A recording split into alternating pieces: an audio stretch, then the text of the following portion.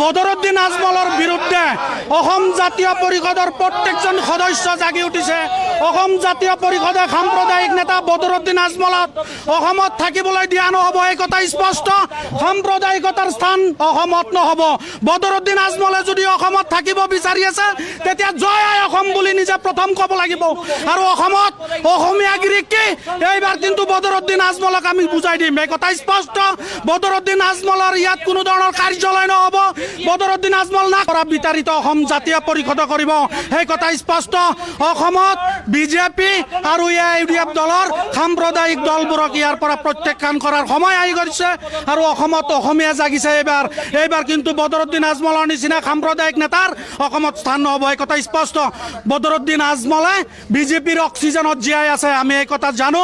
কিন্তু এইবাৰৰ যি বক্তব্য আমাৰ হিন্দু ভাইসকলে হওক, ইছলাম ধৰ্মীয় যুৱতীসকলৰ ওপৰত যেনেধৰণৰ তেওঁ সাম্প্ৰদায়িক মন্তব্য আগবঢ়াইছে মুখ্যমন্ত্ৰীৰ নামত, অসমত কিন্তু মৌলবী বদৰুদ্দিন আজমলৰ স্থান আৰু নাই।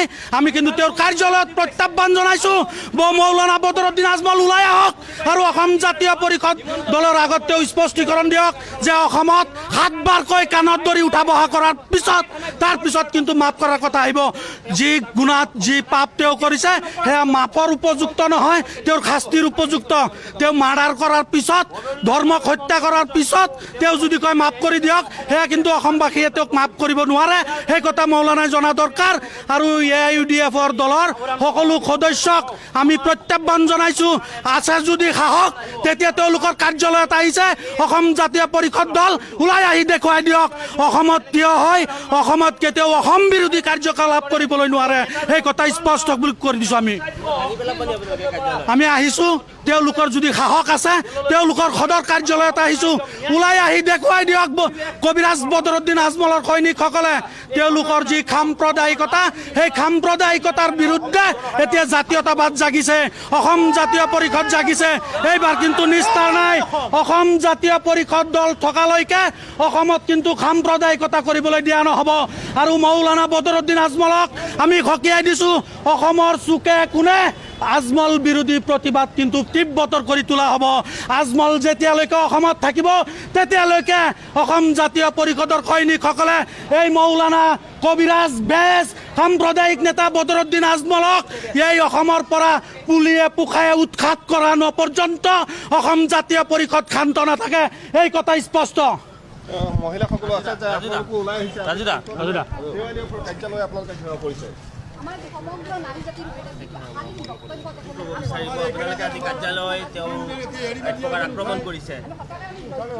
AIDF আৰু বিজেপি এইটো হ'ল একচুৱেলি মিলি ভকত হৈ কাম কৰি আছে। আজি অসমৰ মহিলাক লৈ, অসমীয়া মহিলাক লৈ, হিন্দু মহিলাক লৈ বিৰূপ মন্তব্য কৰিছে। মুছলমান মহিলা আমাৰ সাম্প্ৰদায়িক মানে যিটো শক্তি লৈ তেওঁলোকে ৰাজনীতি কৰিম বুলি আৰম্ভ কৰিছে। আমি অসমত জাতীয় পৰিষদে আজি বদৰুদ্দিন আজমলৰ নেতৃত্বত থকা AIDFৰ কাৰ্যালয় আমি ঘেৰাও কৰি প্ৰতিবাদ সাব্যস্ত কৰিছোঁ। এটাই কথা যে অসমৰ মানুহে ইতিমধ্যে উপলব্ধি কৰিছে বদৰুদ্দিন আজমলে বিজেপিৰ বি টিম হৈ কাম কৰি আছে।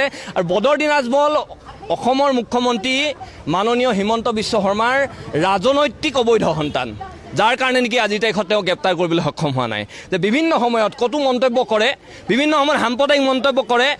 কবিতা লিখাৰ কাৰণে এগৰাকী ছাত্ৰীক তেওঁলোকে আচলতে কাৰাদণ্ড দিলে।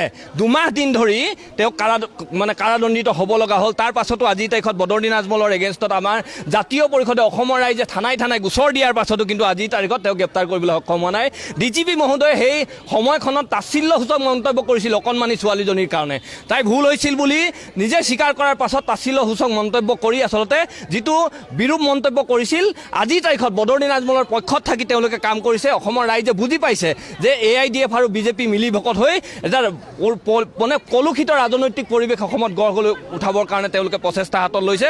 অসম জাতীয় পৰিষদে এইটো কেতিয়াও হ'বলৈ নিদিওঁ। অসমৰ খিলঞ্জীয়া মানুহক, অসমত বসবাস কৰা হিন্দু, মুছলমান, জৈন, খ্ৰীষ্টান বিভিন্ন জাতি জনগোষ্ঠীৰ মানুহক লৈ অনাগত দিনত জাতীয় পৰিষদে নিজৰ কাৰ্যসূচী ৰূপায়ণ কৰি যাব।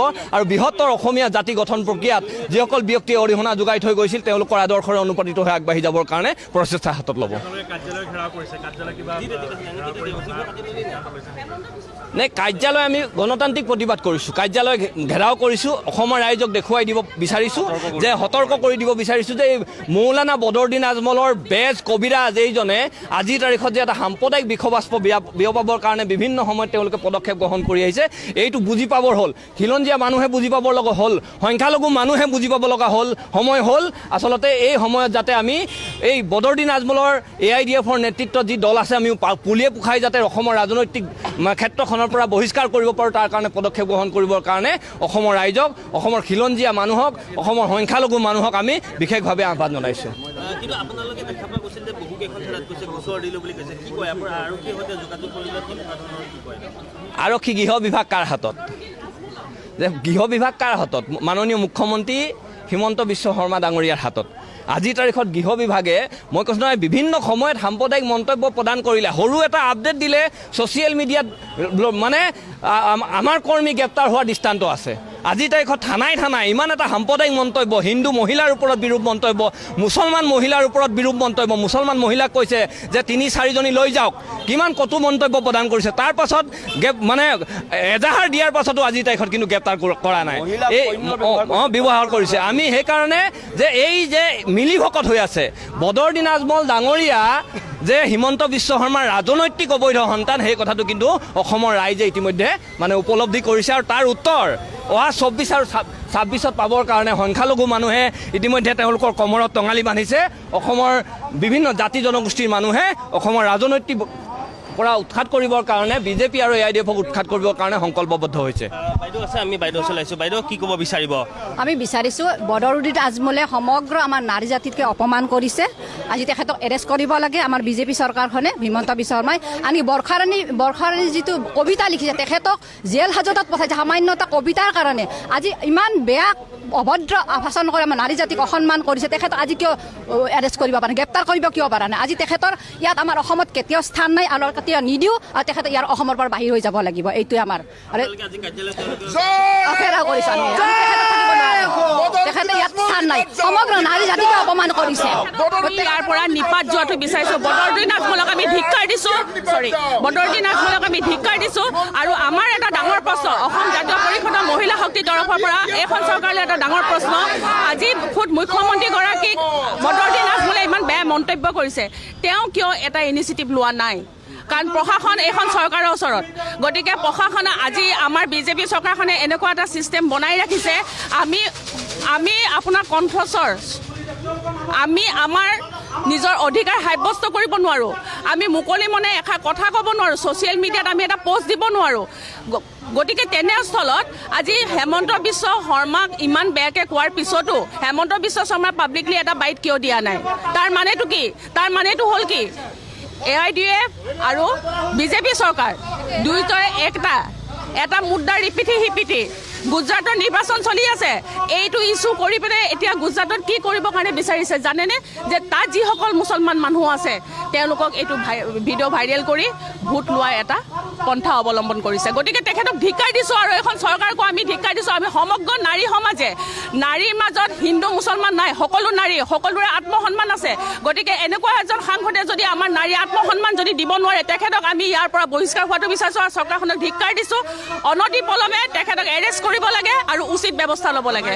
প্ৰশ্ন অসমত AIDF দলৰ তলা, AIDF দলৰ কাৰ্যালয়ত AIDF দলৰ মুৰব্বী কবিৰাজ বদৰুদ্দিন আজমলে নিজে হাতে লগাইছে, বন্ধ কৰিছে। যদি এই কাৰ্যালয় খুলি দেখুৱাক অসমত, কবিৰাজ বদৰুদ্দিন আজমলৰ দিন উকলিল, সাম্প্ৰদায়িকতাবাদৰ দিন উকলিল। কবিৰাজ বদৰুদ্দিন আজমলৰ তলত কাৰ্যালয়ত তলা লগাইছে।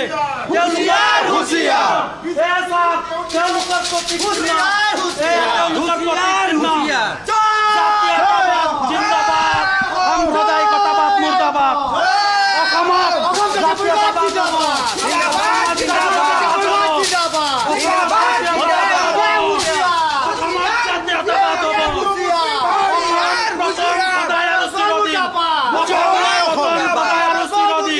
অসমত সাম্প্ৰদায়িকতাৰ স্থান নাই, প্ৰথম সদায় আৰু চিৰদিন।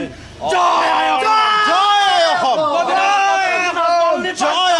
অসমৰ সামাজিক জীৱন কলুষিত কৰা বদৰুদ্দিন আজমলক অতি সোনকালে অসমৰ ৰাজনীতিৰ পৰা বিদায় দিবৰ কাৰণে অসমৰ জনসাধাৰণ সক্ৰিয় হ'ব লাগে আৰু বিজেপি আৰু AIDFৰ এই মিতি ৰেলীয়ে আমাক এটা মানে অসামৰিক সংকেত আমাৰ সমাজ জীৱনলৈ আহিছে ৰাজনীতি আমাৰ অসমৰ ধ্বংস কৰিব বিচাৰিছে অসমৰ মহিলা হিন্দুৱে হওক আৰু মুছলমানে হওক তেওঁলোকক যি ধৰণৰ তেওঁলোকে ব্যৱহাৰ কৰিছে অশ্লীল মন্তব্য কৰিছে ইয়াৰ বাবে আমি তেওঁলোকক ধিক্কাৰ দিছোঁ হিমন্ত বিশ্বক ধিক্কাৰ দিছোঁ তেওঁলোকে এই ক্ষেত্ৰত অতি সোনকালে ব্যৱস্থা কৰক আৰু গ্ৰেপ্তাৰ কৰি তেওঁলোকক জেললৈ পঠিয়াই দিব লাগে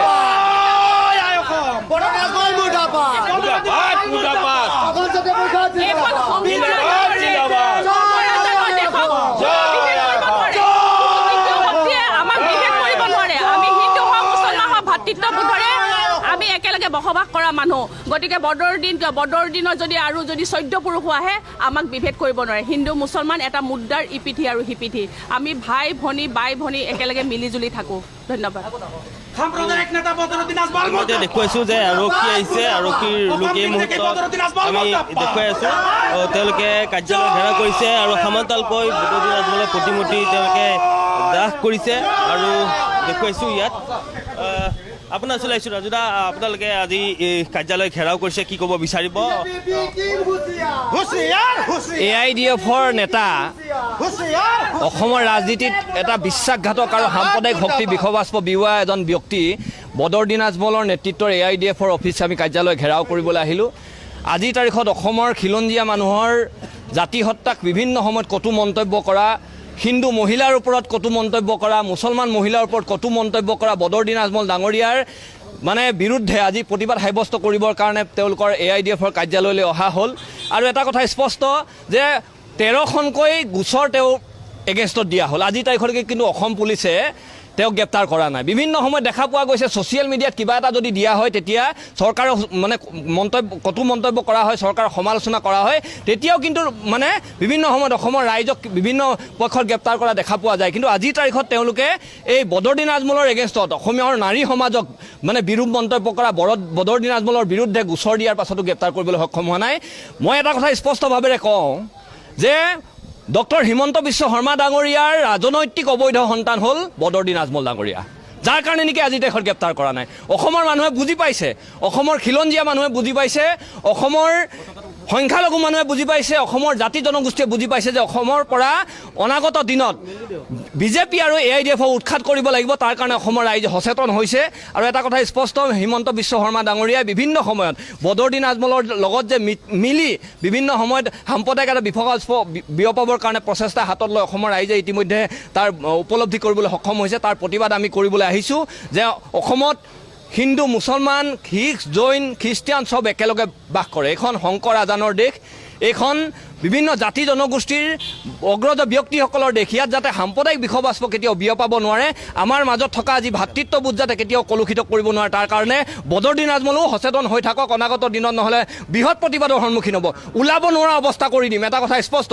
আৰু মুখ্যমন্ত্ৰী ডাঙৰীয়াই এটা কথা কৈছিল শাসনৰ বাঘ ধৰিলে বিজেপি যেতিয়া আহিব তেতিয়া তেওঁ বদৰুদ্দিন আজমলক বোলে দিছপুৰৰ পৰা 100 কিলোমিটাৰ আঁতৰত হ'ব তাৰ পাছতো আজিৰ তাৰিখত আহি এই হাতীগাঁৱত অফিচ বনাইছে AIDFে আজিৰ তাৰিখতো এই মুখ্যমন্ত্ৰী ডাঙৰীয়াই বদৰুদ্দিন আজমলক 100 কিলোমিটাৰ আঁতৰত থোৱা সেই দৃষ্টান্ত দাঙি ধৰক যদিহে তেওঁৰ ৰাজনৈতিক অবৈধ সন্তান বদৰুদ্দিন আজমল নহয় সেই কথাটো তেওঁৰ অসমৰ ৰাইজক দেখুৱাই দিয়ক তাৰ প্ৰত্যাহ্বান আমি জাতীয় পৰিষদে আজি তেওঁলোকৰ আগত কৰিছোঁ